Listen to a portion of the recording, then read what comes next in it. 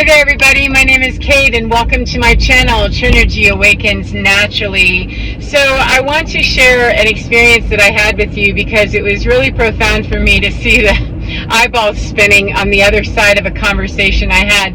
I wanted to share that with you because I learned a lot, and I was also able, I think, to teach someone quite a bit, seeing that he was considering anyway a different perspective. To give you some background, I work in a federal prison with inmates, who are going to be returning back into society within, some of them are as short as 9 months up to 10 years. So they have a goal in mind, and they're taking these classes to earn points to basically be able to get out of prison and be rehabbed at least a little. I'm part of that kind of programming. So anyway, I was teaching a class recently, and there is a white nationalist in the group, and has no, qualms about identifying as such, though he doesn't speak the rhetoric because he absolutely would not be allowed to, just in general, not just because of my class, but just in general.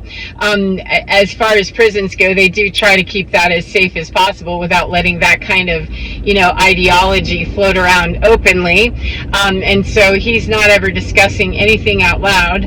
However, based on what he was saying he did in his spare time, watching the news, etc., and the tattooing, etc., he fits a stereotype. Unfortunately, he does fit a stereotype. However, he sits in the class and I teach, equally to everyone. And I don't dictate who the class brings in or who stays, who goes, etc. I don't choose the people. I simply show up and do my job. And I teach, as I said, equally. And I don't spare anyone, the truth of what I'm teaching. It is the truth. And this is a self-evaluation process about how do you change the maneuvers you were doing that got you here, because you're going to return to the streets, and people like me, we want to help you get out there, be free, and doing it better than you have before, so that we don't do recidivism again, and you reoffend. Bad enough to have already done whatever brought you here. So there's a lot of real conversation, and there's a lot of compassion as well. However, it's not a hug-a-thug where I don't ask people to be held accountable whether they're in federal prison or not. And so that's what I teach, and that's the programming I teach. So anyway, this guy got a little bit frosty the first couple of classes, which, that's fine. That happens in civilian land. It happens in the grocery store. It happens in a federal prison. As long as safety is maintained, people can have whatever position they want. They can believe whatever they want. I'm not there to, convert you.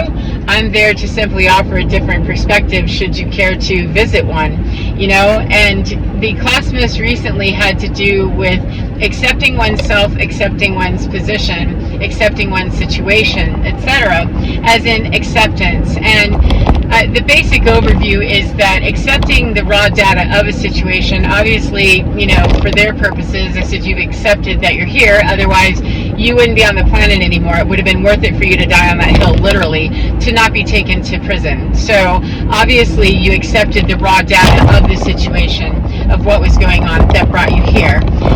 And so what I'm asking is the acceptance on an internal level of, are you at peace with who you are, what you are, where you are, etc.? Are you at peace on all those levels? And the answer for most people in general is no. We always have something that we can be making peace with, especially if we've never even inquired. We probably have a whole bag full. I've never known anybody that didn't. So that's part of healing. It's part of self-development. It's part of self-actualization. If you talk about Maslow's hierarchy of needs, it's part of the spiritual journey, the hero's journey, whichever way you want to look at it, the walk, whatever we call it. It is part of human nature to wish to seek more knowledge about ourselves. Unfortunately, a lot of people never quite make it up out of the bottom of Maslow's hierarchy with their base needs, and they just want to seek more very laterally at the bottom of what, lower nature knowledge is. And so I introduced the idea of some, higher nature, higher consciousness, etc., without all the woo-woo, because I'm not trying to sell somebody a particular path or convert them to something. I'm asking, please get out of the, lower nature stuff. Thank you. There's a crow. Good morning. I'm asking them to please consider something that's a little more, higher thought form, that uses the frontal lobe more and the reptile thing in the back, that fight or flight stuff less. And that's a delicate conversation with whoever I'm talking to. However, definitely going to notice, when I have a white nationalist in front of me, there's usually some pretty severe ideology that goes with that.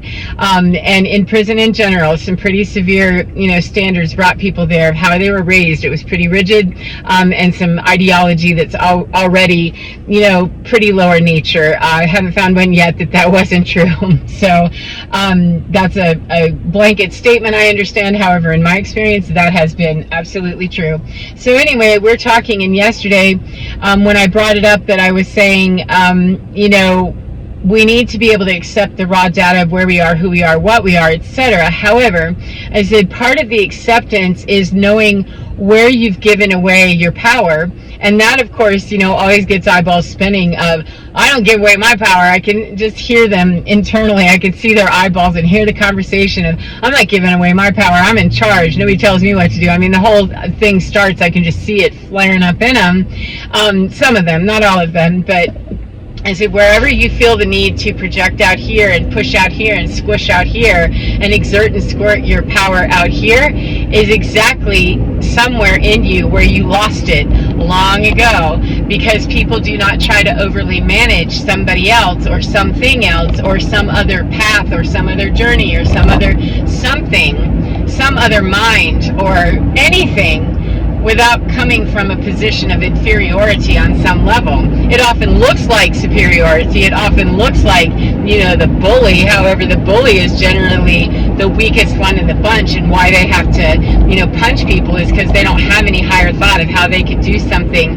that doesn't involve violence, coercion, slick maneuvering, greasing, manipulating, lying, whatever it is. Those are all lower nature activities. And so when the eyeballs kind of stopped spinning a bit, I said, well, it's like addictions, that people understand when they go to their 12-step program. They're admitting, that they have a problem. They're admitting they have an external force outside of them that has become, a bigger presence to them, and that's what they answer to. And I said, unfortunately, we don't teach quite well enough, in my humble opinion, that addiction to self-righteousness, to superiority, to our ego, to our lower nature, answering the, I don't want to have a higher thought because it's easy for me to just assume that you're black, you're bad, or you're Baptist, you're bad, you're a hippie, you're weird, or you're a girl, you're wrong, you're transgender, you're just evil. I mean, we make these blanket statements because of a lack within us that we can't investigate any further, something more than that, because we are wired to really desire more than that. Most people just go laterally in their exploration of, how can I be more lower nature me? How can I get more money? How can I have more sex, more drugs, more whatever, or more self-righteousness, or more of a position of superiority over something? And higher consciousness, self-actualization, as Maslow called it, and self-empowerment has nothing to do with gaining more on the back of someone else. It's about gaining more of us and gaining more of our own authority, our own autonomy, and our own sovereignty, and understanding what we are. And it's never at the expense of somebody else. So if we're doing something that makes us feel better, we're feeding a hungry ghost that's going to be hungry forever. And it's wrong for the new paradigm. It is what people do. It's the journey that we must take to break through the ego. However, it's still wrong for the new paradigm. If we were still playing in the old paradigm, it wouldn't look like it does right now. So I'm a believe that we're in the new paradigm, the age of Aquarius, and the new earth understanding and 5D, etc. So anyway, whenever I was talking and I said you're powerless, to something, the minute that you have to exert and squirt outside of you, you are finding a victim, no matter how small. Even if you're flipping somebody off in your car, or you're, just thinking hateful thoughts, or you're raging against the system, that has more power over you. Because I asked them, where do you see people wasting their time fighting and bucking and screaming and carrying on? And one of them across the table from the white nationalist said, well, when the cell doors don't open up right at 7, if it's 7:01, you have people that are kicking on the door and they're doing all this stuff. And I said, oh, okay. I said, well, tell me about that. And he said, I just think it's stupid. Now this guy's got the exact opposite, response to something that he really, it's a dumb battle. that he said it's a waste of time, it's stupid, it's not like you have any control over it. He said I have to accept the obvious that it's not opening, and then I also just have to make peace with, am I willing to waste my brain space and my energy to kick on a door that I know will be opened, but it's late because of what? Who cares? It doesn't matter. I don't have any control over how that happens. And so when I look back over at my white nationalist friend, he was just kind of shaking his head, or nodding his head a bit, going, and I said, what does anybody in here think about that? And he was notably quiet, and I said, for as long as you have an external force that has the ability to draw you into a place of anger, etc., could be you're addicted to anger. And I said, that's the problem with what we don't teach about addiction, is that addiction can be an addiction to our own rage, our own authority, our own sense of autonomy that we have unrightfully taken from the system. We can't gain any more authority, any more power, or any more sovereignty by kicking on cell doors, when that's really not where autonomy and power comes. I told the guy that when he spoke about that, I said, then you are the most powerful one in the room for yourself, right? Whenever you're observing behavior like that, 1111 just passed, thank you. As it seems to me, you have the most powerful position between your experience of the doors not opening up at 7 and this other person, not to find myself better than them, of course. However, I said, you're finding a way to make peace with the fact that, that's not something worth it to me. Then you're not letting an external factor run you into the ground, burn you up with your anger and your resentment and your rage, feeling victimized by a minute on the clock that your cage door is opening. And the guy over here was like, eyes spinning, and I said, can you understand how you really are losing your authority? You're losing your true power because something external to you, whether it's meth or not, whether it's, a drug, a habit that looks like all the addiction things that we talk about, it sounds like that people are addicted to their own selves, their own path, their own rigidness, their own need to control, their own freak out, their own ego.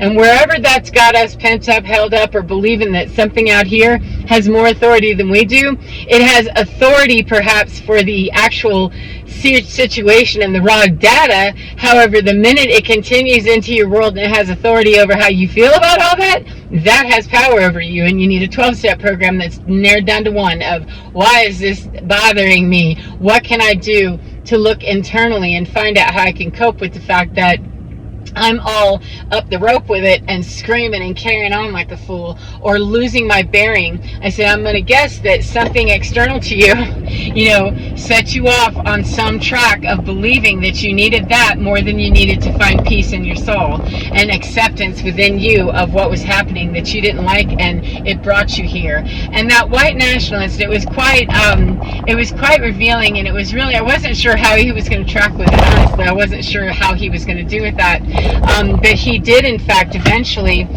towards the end of the class, I said, does anybody have anything they want to say or, bring up before we close the class? And I said, I've given you some things to think about, what has power over you.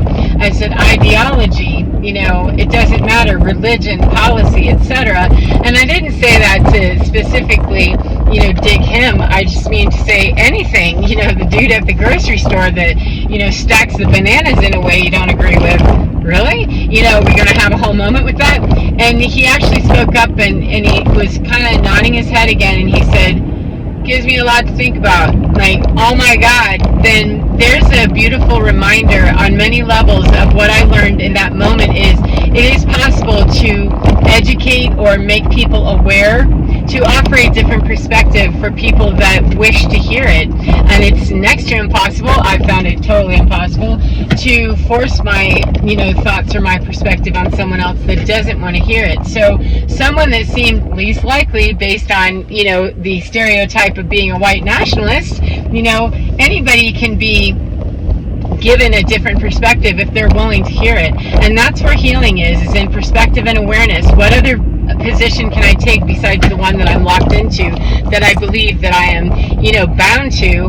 What other position that's a higher thought can I take? What kind of higher road can I take? It doesn't mean necessarily that my behavior will change. It doesn't have to, because there's times where I can see the perspective from someone other side, and I'm still going to need to ride exactly how I do. I can have compassion for, yeah, that's a shame for you. However, I still can't let you do that, to me particularly, but I can be softer and not be judging you for what you're doing. I can discern the hell right out of it, though. And that was really an interesting, beautiful thing to see, that this man had the ability to see a different perspective because he was willing to. And that's what I found is really what's true for all of these situations, is that nobody is going to hear a different perspective if they don't want to, and if they're not willing to.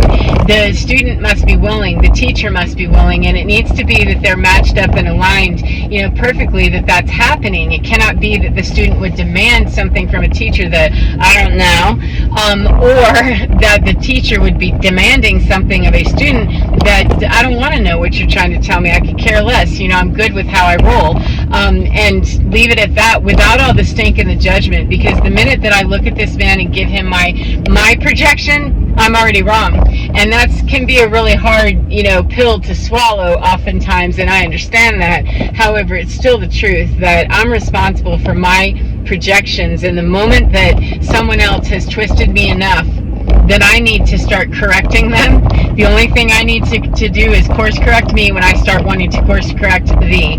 Or I need to course correct somebody who's coming at me, in a very physical, violent, assaulting way. That's going to definitely be dealt with. And then that verbal stuff, that's very little. That's just, no, cut it off at whatever level of kindness, polite, etc. that I can, up to whatever it takes to make that, move away from me instantly, because I don't want to play with you like that. However, it's not ever solved by trying to meet that at the level that it's being brought to me. That's an Einstein thing, is you can't solve a problem at the level of the problem. The definition of crazy is when we are trying to change something at the same level that doing the same thing over and over and over again and expecting a different result is absolute insanity. And I'm going to chime in and say, well, yes it is. So anyway, I hope that you enjoy your day no matter what part of the day you're in, and remember to get within your skin, because you're divine. It's absolutely gorgeous, totally gorgeous, and totally fine. And 1717 is an 88. Get in your skin, because you're divine, absolutely fine. Take care of your beautiful selves, and I'll see you again next time.